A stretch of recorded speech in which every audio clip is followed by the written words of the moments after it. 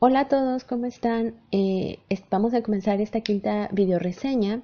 En esta trataremos el tema de necropolítica.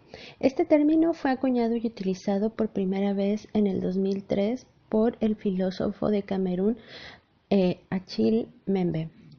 Los textos que trabajamos para esta sesión fueron de este mismo autor, el texto llamado Necropolítica, de la editorial Melusina, y el artículo, o más bien una conferencia que dictó en el MUAC, que se llama Necropolítica, una revisión crítica.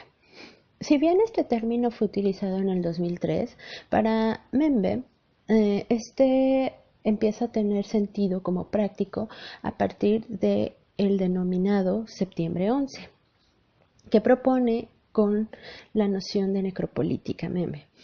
Él empieza a ver cómo es que va cambiando esta noción de soberano, o más bien empieza a complejizar la figura del soberano y delimita la soberanía como el derecho de matar.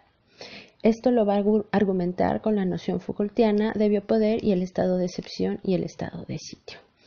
Hay algo muy importante en su texto y que sirve para entender la necropolítica, que es cómo se construye el enemigo y cómo se genera la ficción del enemigo. Es por eso que dice que a partir del septiembre 11 es cómo se va a ir delimitando o se va a ir construyendo las características de quien puede ser considerado el enemigo, además de que se genera una sensación de miedo hacia estas personas. En la necropolítica, para está hay mecanismos de poder que están inscritos en el funcionamiento de los estados modernos. Foucault ya nos hablaba de la guerra y la exterminación de ciertas poblaciones. Eh, Aquí da el ejemplo Membe del Estado nazi y su genealogía histórica con la conquista colonial y las técnicas para matar como punto máximo de la deshumanización. Es decir, un poquito de, hablando del autor, eh, y entender desde dónde también nos está escribiendo, Membe es eh, camerunés, es filósofo y actualmente es profesor de Historia y Política e investigador del Wits Institute for Social and Economic Research. Eh, entonces él nos va a hablar también desde la necropolítica a partir de pues la experiencia de los pueblos africanos que tienen que ver también con el racismo y el esclavismo. Algo importante en la necropolítica es las innovaciones tecnológicas que se hacen para matar, y esto con la cuestión de civilizar y economizar el tiempo y el número de asesinados. Habla que muchas veces eh, toda esta cuestión de la soberanía era para crear específicamente esta civilización y determinar realmente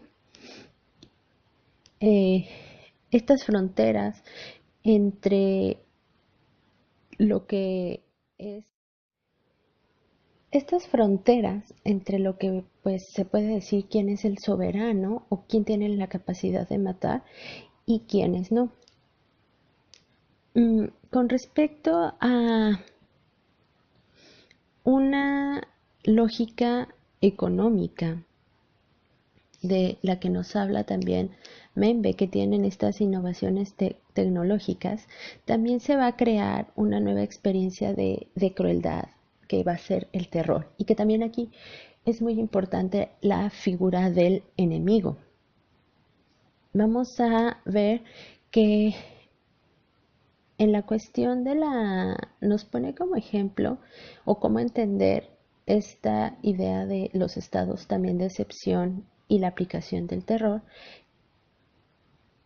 como también formas de biopolítica. Y él habla de la esclavitud como una de las primeras formas de experimentación biopolítica.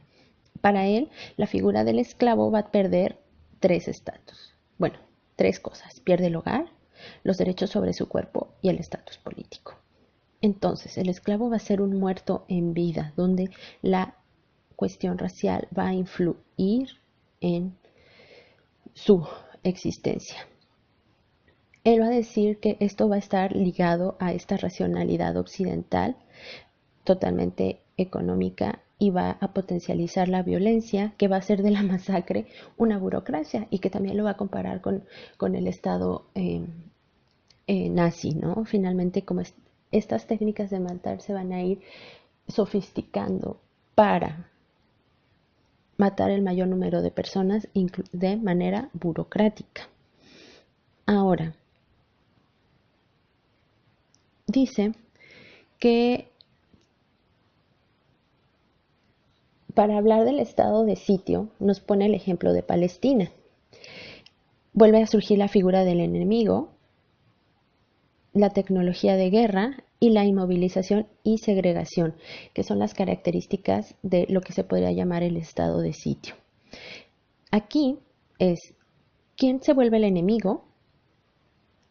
El enemigo ya no solo va a ser un agente externo o ya no va a ser un soldado, sino que se pueden convertir incluso los civiles, y que él va a hablar que en este estado de sitio muchas de las confrontaciones ya van a ser soldados contra personas desarmadas. Las tecnologías de guerra se vuelven específicas y que van a ir directamente a la inmovilización y segregación de las personas y de los pueblos, que lo que intentan en este estado de sitio es destruir puentes y caminos, fuentes de recursos como naturales para los pueblos, y dejarlos totalmente en esta desolación. Él va a hablar de las máquinas de guerra, y aquí lo relaciono un poco con el texto de Federici de Calibán y la bruja, y que nos muestra la clara relación entre capitalismo y biopolítica, al entender al cuerpo humano como una máquina de guerra. Y en este caso, estas máquinas de guerra los voy a ejemplificar con un contexto, o con el contexto de México. Quiero hablar de los Zetas, o el cártel de los Zetas, que son una organización mexicana de narcotráfico con estructura paramilitar, que pues ayudó primero a las mafias locales como en tareas de sicariato. Sin embargo, después se separa y hace su propio cartel, y cuyas principales actividades delictivas son el tráfico ilícito de drogas, la extorsión, el secuestro, los homicidios, el trato ilegal de personas, el hurto de combustible, robo a bancos y lavado de dinero, además de delitos informáticos. Incluso en el 2016 fueron señalados por Barack Obama como amenaza global. Y algo interesante es que menciona Membe, es que estas máquinas de guerra surgen en determinado contexto histórico, que puede ser el estado de excepción, que podría considerarse un estado de excepción la, la dictada guerra contra el narco, y que gracias a esto pueden surgir este grupo que primero, y lo señala Membe, estos grupos pueden primero pertenecer a las instituciones gubernamentales y después separarse para ser mercenarios a sueldo, y actuar de esa manera como estas máquinas de guerra que van a generar que la población no esté segura, de nuevo donde haya guerra de soldados y civiles. Creo que este es uno de los más claros ejemplos en México. El surgimiento de los Zetas, ¿cuál es su contexto? La guerra contra el narco.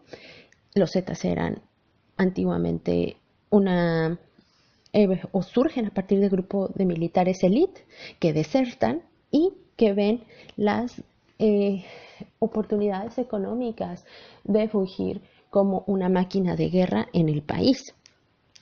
Ahora, lo que nos trata de cuestionar Membe en estos textos es cómo es que se puede describir este nuevo Estado-nación si ya no hay un contrato social o no existe el Estado de manera práctica? ¿Y cómo es que sí funciona el estado de excepción? Porque funciona a partir de una legislación donde se va a criminalizar a la población, donde principalmente lo que se va a señalar es la pobreza, se va a empezar a coercionar movimientos sociales, donde lo importante va a ser la militarización y el Estado va a determinar lo que es excepcional, creando de nuevo esta figura del soberano que va a decidir a quién merece morir y quién merece vivir.